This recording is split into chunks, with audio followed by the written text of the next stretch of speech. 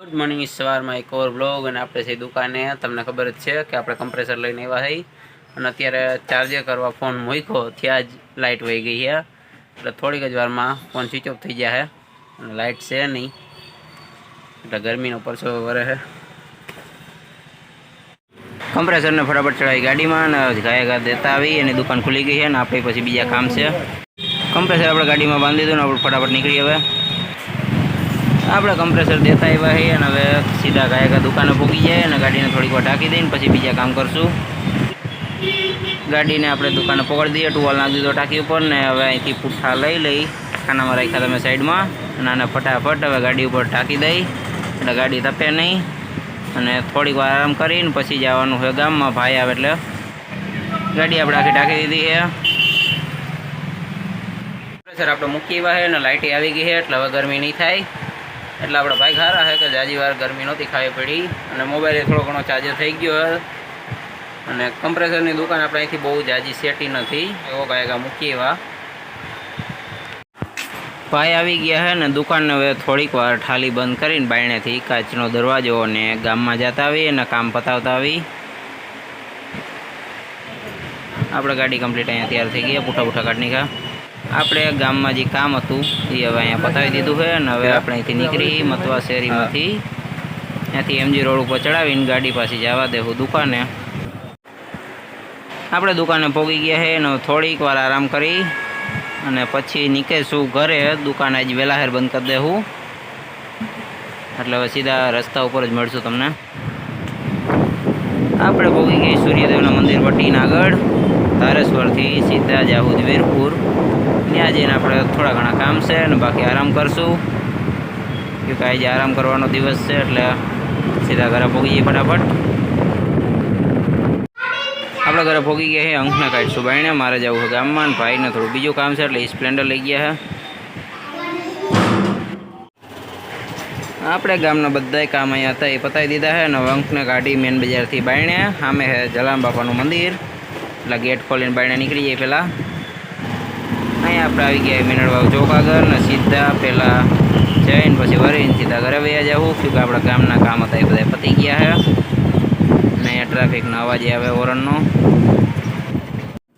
અંકને ઘરે મૂકી દીધું અને હવે આપણે અહીંથી જાવું પ્લોટે છોકરાઓને લઈને. તો ઘરે પહોંચી ગયા હતા, કપડાં બદલાવીને નિરાય તે કમ્પ્લીટ થઈને પ્લોટે આવી ગયા છે. નહીં ફેની હું ફેનીને ધ્યા ત્રણેય આવ્યા છે પ્લોટે. ઓલી બે ઘરે છે એ થોડીક વાર પછી આવશે અને આપણે અહીંયા કરીશું ખામણા હરખા. પછી જાહું બા ભેગા ગામમાં અને પછી શું કામ છે ફેની આપણે? કઈ નહીં, કઈ કામ ને હાવ નવરા છે. રવિવારનો હોય તો ફાયદો હવે તારી આ દોરી કાંઈ કામની નથી તો તારે શું કરવી છે દોરી? છોકરાઓને દોરી છે રમવા સિવાય કંઈ કામનું હોય. આપણે આપણા ખામણા હરખા કરી હવે નિરાયતે નવરા થઈને વાળ બાળ થોડા હરખા કરી ભીના કરી. ગરમી બહુ જાજી છે. એક ખામણું આપણે અહીંયા હરખું કરી નાખ્યું આખું અને બીજું અહીંયા ફેની કરે હવે એ કે મારે કરવું તો એને દઈ દીધું હરખું કરવા. કેટલી વારમાં પતાવી જોઈએ હવે 2-4 દિન પતી જાય ફેની હે તો કેદી પછી છે? એક દીમાં પતાવી જી કર તો. અડધું તો મેં કર્યું હાલ હવે એટલું તું કરજી. કાં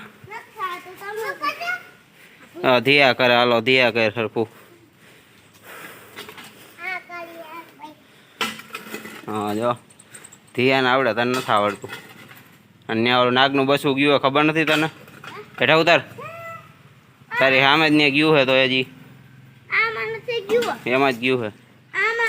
એમાંથી મેં આધાર નું જવા દીધું પાવડામાં ભરીને. ખામણા આપણે હરખા કરી નાખ્યા છે અહીંયા ને બેવા છોકરામાં સાઈડમાં રમે છે. હવે પાવડો ને બધું આપણે મૂકી દઈ.